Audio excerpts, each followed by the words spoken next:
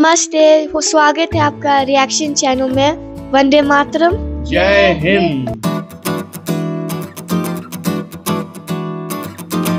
मैं हूँ आर्या और मेरे पापा। मैं हूँ पवन और मेरा बदमाश भाई यज्ञ। आज हम लोग रिएक्ट करने वाले हैं कि मोदी जी कैसे भारत को हिंदू राष्ट्र बनाने की कोशिश कर रहे हैं। How is he changing. तो हम ये देखना चाहते हैं कि आखिर हिंदू राष्ट्र बनने का क्या मतलब होता है, और बहुत से लोगों को ये समझना पड़ेगा कि हिंदू राष्ट्र अगर बनता भी है तो कोई इसमें बुराई नहीं है। लेकिन पहले चलिए आइए देखते हैं वीडियो में, और फिर वीडियो को देख के फिर उसके ऊपर चर्चा करेंगे। Hello learners, this is Nikita. और साल 2007 में नेपाल एक हिंदू देश से एक सेक्युलर देश बन गया। अब इस पर हमारे यूपी के सीएम योगी आदित्यनाथ ने बहुत प्रोटेस्ट किए, लेकिन उनका ये हिंदू राष्ट्र का जुनून सिर्फ नेपाल तक ही सीमित नहीं था। वो तो इंडिया को भी एक हिंदू राष्ट्र बनाना चाहते हैं कि हिंदू राष्ट्र की अवधारणा कहीं गलत नहीं है। बट सिर्फ योगी आदित्यनाथ ही नहीं, बल्कि बीजेपी के काफी सारे मंत्री भी शायद यही चाहते हैं। भारत हिंदू राष्ट्र है, पहले भी है, अभी भी है। 2024 में भारत विश्व गुरु ही नहीं, हिंदू राष्ट्र भी बनेगा भारत। और अपने इस मुकाम की ओर मोदी सरकार ने अभी से ही कई सारे कदम उठाने भी शुरू कर दिए। तो अब सबसे बड़ा सवाल तो ये है कि क्या मोदी जी इंडिया को एक हिंदू राष्ट्र बना के ही रहेंगे, और अगर हाँ तो उन्होंने इसकी तरफ और कौन से कदम अब तक उठा लिए। Well, let's find out. तो अब सबसे पहले तो ये बात करते हैं कि क्या मोदी सरकार ने सच्ची में हिंदू राष्ट्र बनाने की ओर कोई कदम उठाया है। सो वेल, अब हम बात करेंगे मोदी सरकार की कुछ उन स्ट्रैटेजीज के बारे में जो जनता को ऐसे परसीव हो रहा है कि ये मोदी जी के एक प्रो हिंदू राष्ट्र स्ट्रैटेजीज थे। और इन सारी स्ट्रैटेजीज में से सबसे पहला कदम है CAA और NRC। मोदी सरकार ने 12 दिसंबर 2019 में ही सिटीजनशिप अमेंडमेंट एक्ट के एक बिल को पास किया था, जिसके तहत 2014 के पहले से अफगानिस्तान, बांग्लादेश और पाकिस्तान से आए हुए रेफ्यूजीज जो इंडिया में इलीगली रह रहे थे, उन्हें इंडियन सिटीजनशिप दे दी जाएगी। लेकिन इसके बाद देश के कई स्टेट्स में कुछ ऐसे मंजर देखने मिल रहे थे। बट आखिर ये प्रोटेस्ट क्यों हो रहे थे? सो वेल, उसके पीछे दो रीजंस हैं। पहला, CAA का एक क्लॉज। इस क्लॉज के हिसाब से इन देशों से आए हुए रेफ्यूजीज को इंडियन सिटीजनशिप तो दे दी जाएगी, बट सिर्फ हिंदू, सिख, बुद्धिस्ट, जैन, पारसी या फिर क्रिश्चियंस को नहीं। इसमें कहीं भी मुस्लिम रेफ्यूजीज शामिल नहीं थे। अब प्रोटेस्ट को उकसाने वाला दूसरा कारण था NRC यानी नेशनल रजिस्टर ऑफ सिटीजन्स, जो बेसिकली एक ऐसा रजिस्टर है जो इंडिया के हर लीगल सिटीजन्स को डॉक्यूमेंट करता है, ताकि ऑब्वियसली इलीगल इमिग्रेंट्स को आइडेंटिफाई करके उन्हें फिर से अपने देश में भेजा जा सके। लेकिन ये नेशनल रजिस्टर 1951 से सिर्फ और सिर्फ असम में ही अपडेटेड है, क्योंकि वहाँ पर बांग्लादेशी रेफ्यूजीज की संख्या बहुत ज्यादा है। लेकिन फिर होम मिनिस्टर अमित शाह ने एक पार्लियामेंट्री सेशन में ये डिक्लेयर कर दिया कि अब पूरे देश में इस रजिस्टर को अपडेट किया जाएगा। NRC की प्रक्रिया देश भर में होगी, और अपने आप को एक इंडियन सिटीजन डिक्लेयर करने के लिए हर किसी को डॉक्यूमेंट्स दिखाने होंगे। अब प्रॉब्लम तो इससे तब हुई जब लोग NRC को CAA से रिलेट करने लगे। उनका कहना यह था कि जो Hindus, Christian, Sikhs, Buddhist, Jains और पारसी रेफ्यूजीज है, उन्हें तो NRC से कोई प्रॉब्लम नहीं होगा, लेकिन जो मुस्लिम रेफ्यूजीज है बिना डॉक्यूमेंट्स के, उन्हें देश से बाहर निकाल दिया जाएगा।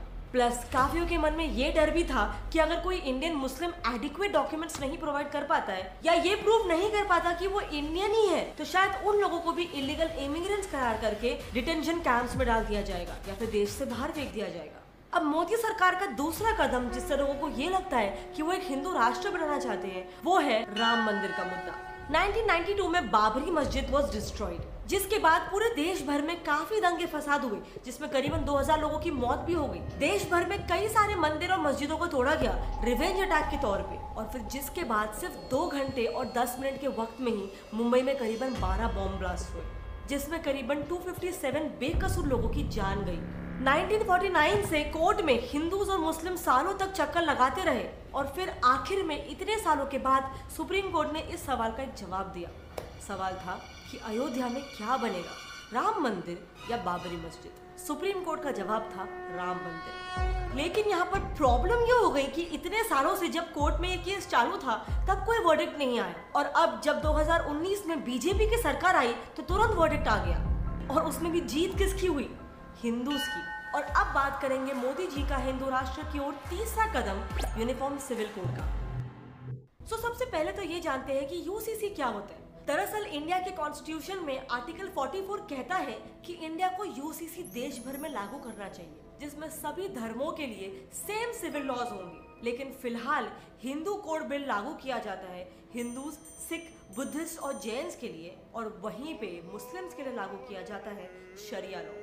बट यूसीसी से लोगों को प्रॉब्लम क्या है? तो मुस्लिम बोर्ड ने यूसीसी को बहुत स्ट्रांगली अपोज किया है, ये कहते हुए कि यूसीसी की वजह से उनको अपना राइट टू रिलीजियस फ्रीडम नहीं मिलेगा। साथ ही उनके मन में ये भी डर है कि यूसीसी के कारण उनके ट्रेडिशनल रूल्स को निग्लेक्ट करके उन पर नए रूल्स को थोप दिया जाएगा। अब उनका दूसरा मसला ये है कि रिलीजियस लॉज को हटाकर मोदी जी और मोदी गवर्नमेंट उनके पर्सनल रिलीजियस मैटर्स में दखलंदाजी करेंगे, जिसके कारण इंडिया के सेक्युलरिज्म पे भी उंगलियां उठेगी। कि कांग्रेस और उसकी नजर में ये लोग हमेशा ही सिर्फ और सिर्फ मुस्लिम। लेकिन एक मिनट, अगर ऐसा है तो फिर ऊपर बताई हुई सारी चीजें मोदी सरकार ने क्यों की थी? क्या वाकई में मोदी जी और मोदी सरकार प्रो हिंदू राष्ट्र है? ये जानने के लिए सबसे पहले हमें ये जानना होगा कि सीएए में मुस्लिम इमिग्रेंट्स को इंक्लूड क्यों नहीं किया गया, जबकि बाकी सभी धर्मों के इमिग्रेंट्स इंक्लूडेड थे। अब इसके पीछे दो रीजंस है। पहला, मुस्लिम मेजोरिटी। अगर हम देखते हैं तो ज्यादातर इलीगल इमिग्रेंट्स इंडिया में अफगानिस्तान, पाकिस्तान और बांग्लादेश से ही आते हैं। अब ये तीनों भी देश मुस्लिम मेजॉरिटी कंट्रीज है, जहां पर सदियों से रिलीजियस माइनॉरिटीज यानी कि नॉन मुस्लिम्स पर अत्याचार होते आ रहे हैं और उन्हें प्रोसिक्यूट किया जा रहा है। और इसीलिए यहाँ पर इंडिया का ये कहना है कि इलीगल मुस्लिम रेफ्यूजी को पनाह देने के लिए तो इंडिया के बॉर्डर में काफी सारे मुस्लिम मेजॉरिटी देश है, लेकिन दूसरे धर्मों के लोगों को पनाह देने के लिए कोई देश नहीं है, और इसीलिए उनका सहारा हिंदुस्तान बन सकता है। अब मुस्लिम इमिग्रेंट्स को एक्सक्लूड करने का दूसरा रीजन है सिक्योरिटी थ्रेट। अब ये चीज तो सबको पता है कि अफगानिस्तान और पाकिस्तान ये दोनों ऐसे देश हैं जहां पर काफी सारे टेरर ग्रुप्स हैं, और ऐसे में उन देशों के क्रिमिनल्स और टेररिस्ट इलीगल इमिग्रेंट्स के भेस में हमारे देश भारत में आकर भारत की नेशनल सिक्योरिटी को थ्रेटन कर सकते हैं। ये कुछ रीजंस थे जिसकी वजह से मोदी सरकार ने सीएए में से मुस्लिम इमिग्रेंट्स को एक्सक्लूड किया था। अब नेक्स्ट हम बात करते हैं एनआरसी पे। अब यहाँ पर सबसे पहला और सबसे बड़ा प्रॉब्लम तो ये आता है कि लोग एनआरसी को सीएए से लिंक करते हैं। ऑपोजिशन वाले लोगों का ये कहना था कि अगर इंडियन मुस्लिम्स जो इतने सालों से इंडिया में रहते आ रहे हैं, उनके पास अगर डॉक्यूमेंट्स नहीं मिलते हैं ये प्रूफ करने के लिए कि वो इंडियन है, तो उन इंडियन मुस्लिम्स को भी डिटेंशन कैंप्स में डाल के जबरदस्ती उन्हें भी इलीगल इमिग्रेंट्स घोषित करके उन्हें देश से भगा दिया जाएगा।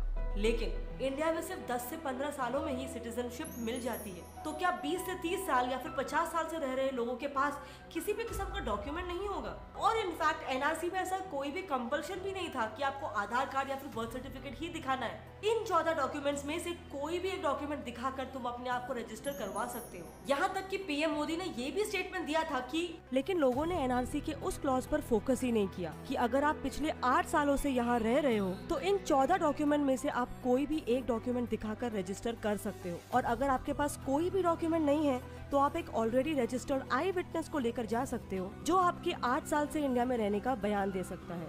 अब आप 8 साल से इंडिया में रह रहे हो और आपके पास एक भी डॉक्यूमेंट नहीं है, Isn't that fishy? बट खैर, अब प्रोटेस्ट के बाद जो देश भर में 2020 में एनआरसी होने वाला था उसे फिलहाल के लिए रोक दिया गया है।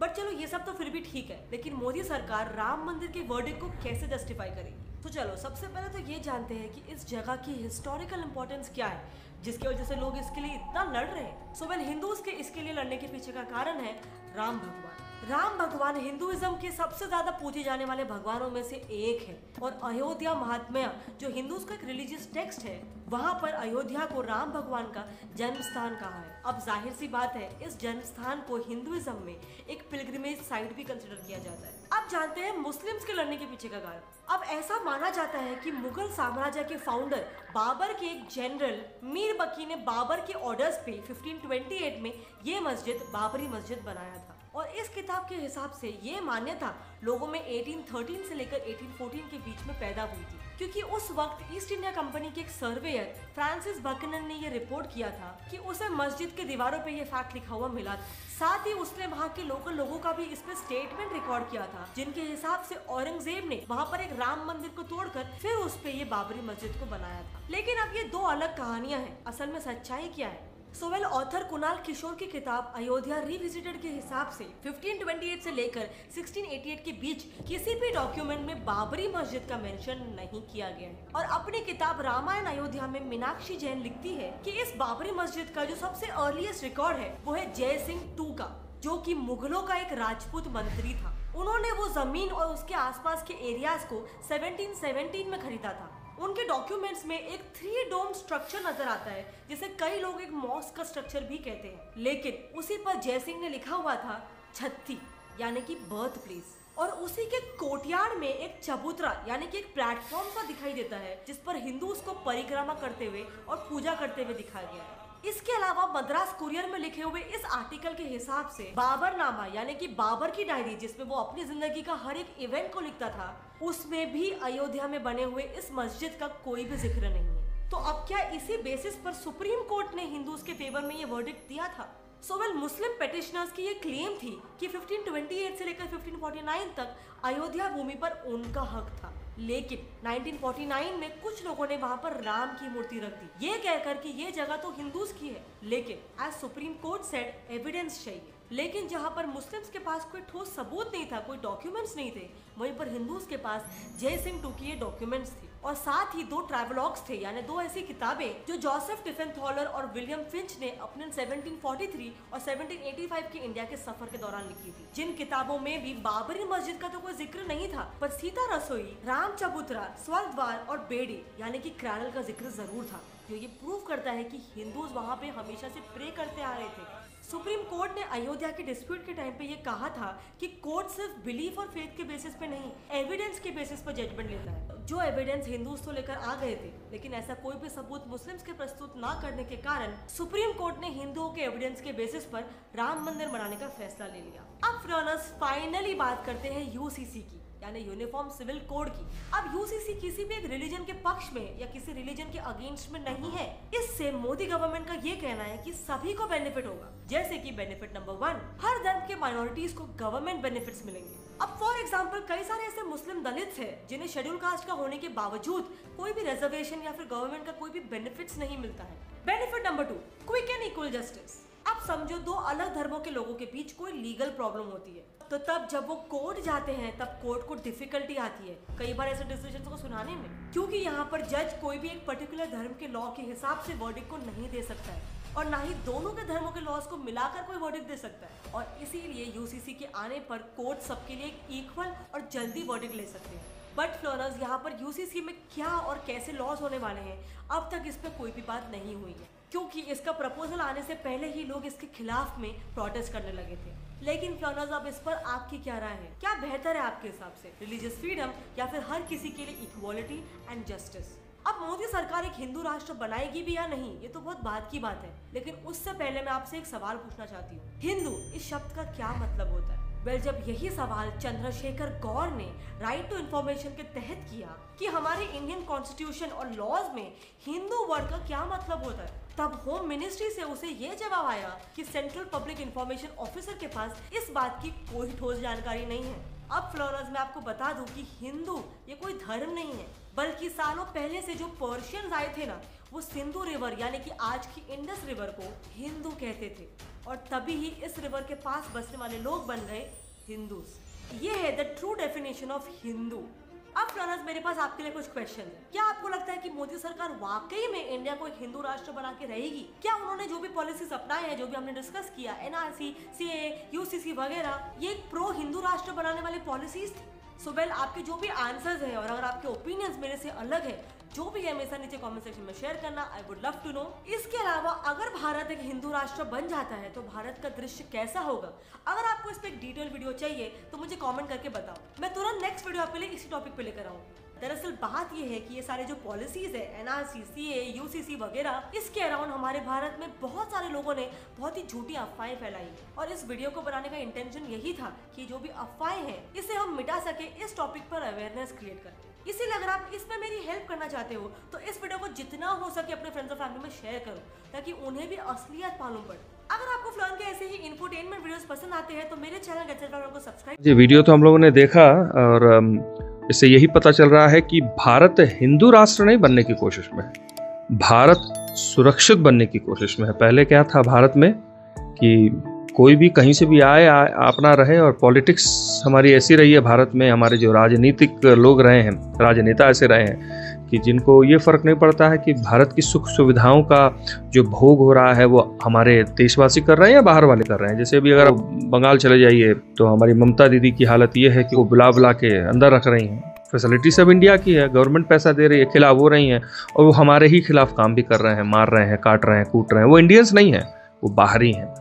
तो ये तो बड़ी अच्छी बात है कि अगर कोई ये कहे कि हिंदू राष्ट्र बनने की कोशिश कर रहे हैं तो कोई बुराई नहीं है। हिंदू राष्ट्र बनने में प्रॉब्लम क्या है आपको? आप सुरक्षित ही रहेंगे, जो भी रहेंगे आप सुरक्षित रहेंगे, इस देश में रहेंगे। एनआरसी और वो यूसीसी जो भी लागू करना चाह रहे हैं, हर देश में अपना एक कानून है। हर देश में आप जैसे इस देश में घुसेंगे तो आप ऐसे नहीं घुस सकते। आपके पास कहीं ना कहीं एक आईडी, एक प्रूफ तो होना ही चाहिए ना। कैसे रहेंगे आप, कैसे जाएंगे, कैसे आएंगे? पहले भारत हो गया था ओपन बॉर्डर, जो मन किया बस धड़ल्ले से मुंह उठाया, नहीं चले आए खाए पिए निकल लिए, फिर वापस चले गए अपने देश। आए 2-4 बम फोड़े, निकल लिए अपने घर चले गए। तो ये सारी चीज़ें तो अंत होना ही चाहिए। और देखिए मोदी जी बड़े दूरदर्शी हैं, इसीलिए उन्होंने सब कुछ ये लागू किया। उनको पता था कि भारत के बॉर्डर्स अगर सुरक्षित नहीं रहेंगे तो हम भारतीय कैसे सुरक्षित रहेंगे। तो जब से ये लागू किया तब से देखिए ना बॉम्ब है, ना ब्लास्ट है, ना कुछ है। सुरक्षा की दृष्टि से देखें तो हम लोग बहुत ज़्यादा सुरक्षित हैं भारतीय। अभी एक बार भारत में उतरने के बाद पता चलने लगता है कि नहीं आप सही जगह पे हैं। और ये जो नेता लोग हैं थोड़ा अपने मुख पे विराम दें और अपना दिमाग ये लोग जो चलाते हैं भारत के खिलाफ, बस वो काम करना बंद कर दें। विपक्ष के लोग जो हैं, कोई प्रॉब्लम ही नहीं है हमारे देश को। अब बाहर से टेररिस्ट आएगा तुम्हारे देश में, जैसे मैं अभी इन बच्चों को बता रहा था कुछ देर पहले, बच्चे पूछे कि है क्या। मैंने उनको बताया कि भाई अगर तुम घर में रहते हो, हम लोग हैं, और अचानक कोई ऐसा आके रहने लगे हमको पता ही ना हो, और मैं ही खिलाने वाला हूँ, मैं ही करने वाला हूँ, मुझे ही इस घर में सब करना है, तो मैं जो कमा के ला रहा हूँ वो पांचवा भी खाने लगेगा, मुझे पता नहीं हो। पता चलेगा वो सीलिंग से कूद के आ रहा है, घर का सारा काम खाना पीना कर रहा है, निकल रहा है, और ये नहीं पता है वो है कैसा, कितने सुरक्षित हैं, क्योंकि हमें पता ही नहीं है कि घर में कोई और भी रह रहा है, वो बंदूक लेके आ रहा है, तलवार भांज रहा है या क्या कर रहा है। तो ये सारी चीज़ें, इसीलिए भारत को सुरक्षित करना बड़ा ही ज़रूरी है। मैं बता दूं इन बच्चों को हल्के से, क्योंकि बहुत डिटेल में तो नहीं जा सकता। अब जो है कि 52 देश हैं जहाँ तक मेरा ख्याल है, मुस्लिम देश हैं, इस्लामिक राष्ट्र हैं। तो जब इतने देश हैं तो आप बार बार भाग के भारत ही क्यों आते हैं? ये भी एक बहुत बड़ा प्रश्न है। आप और भी तो जगह पर जा सकते हैं, आपको यहीं आने की क्या जरूरत है? हिंदू माइनॉरिटी है, तुम लोगों को पता है पाकिस्तान में जाओगे तो जो हिंदू लड़कियां होती हैं उनको उठवा लिया जाता है, उनको ज़बरदस्ती शादी कर ली जाती है, उनको मुसलमान बना दिया जाता है। हिंदूज क्या है, माइनॉरिटी में आ गए। जब माइनॉरिटी होंगे तो क्या होगा, उनको बचाने के लिए कुछ तो करना पड़ेगा ना। तो इंडियन सरकार ने, गवर्नमेंट ने ये कहा कि जो भी ऐसे देश से में रहते हैं जो माइनॉरिटी में हैं, स्पेशली हिंदूज, क्योंकि बाकी लोगों के लिए तो 52 देश हैं, हमारे लिए तो कोई देश नहीं, एक भारत ही बचा। हम भारतीय, अब वो लोग ना आए यहाँ तो कहाँ जाएं? तो सोचो हमारे यहाँ के पॉलिटिशियंस इतने गद्दार हैं कि उसके लिए इन्होंने झगड़ा शुरू कर दिया, नहीं ऐसा नहीं हो सकता आप, और वो झूठ फैला रहे थे कि जानबूझ के कि राइट्स हो जाएं। उनके पास और तो कोई काम है नहीं, बस लूटो खसूटो, भारत को लूट के जितना अपना पेट भरना है भरो, भारत जाए भाड़ में, उनको तो कोई मतलब है नहीं। धन्य है मोदी जी, बोले थे पिछली बार कि भाई मैं जब तक हूँ तब तक हूँ, जिस दिन नहीं होगा उस दिन अपना बुरे बिस्तर उठाऊंगा। चलो मेरे पास कौन सा अरबों का खजाना पड़ा हुआ है, या मैंने हवेलियाँ बना ली हैं बाकी लोगों को जैसे। इतने सभी लोग हैं, क्रिश्चियंस के लिए है, इस्लामिक है, भाई हिंदू का क्यों ना हो, होना ही चाहिए। फिर भी आप सेफ रहेंगे, क्योंकि कोई और राष्ट्र बना तो आपको पता है कि कितनी मारामारी हो रही है, कितना मार काट चल रहा है। तो चलिए, वीडियो तो बड़ा अच्छा था, काफी ज्ञानवर्धक बातें हो रही थी, अच्छा लगा देख के। प्लीज सब्सक्राइब और लाइक करिए, हम लोग को बहुत अच्छा लगेगा। हम लोग आपको प्यार देंगे, आप भी हम लोग को प्यार देते रहिएगा। Please like and subscribe, please like subscribe, अपना प्यार देते रहिए। हम ये हिंदी सीख रहे हैं और बहुत ज्यादा शब्दकोश इनके अभी इतने नहीं है, इतनी बातें बोल सकते हैं, अपने मन से बोल रहे हैं, दिल से बोल रहे हैं। आप सभी का बहुत बहुत धन्यवाद हमें देखने के लिए, सुनने के लिए। जय हिंद। जय हिंद।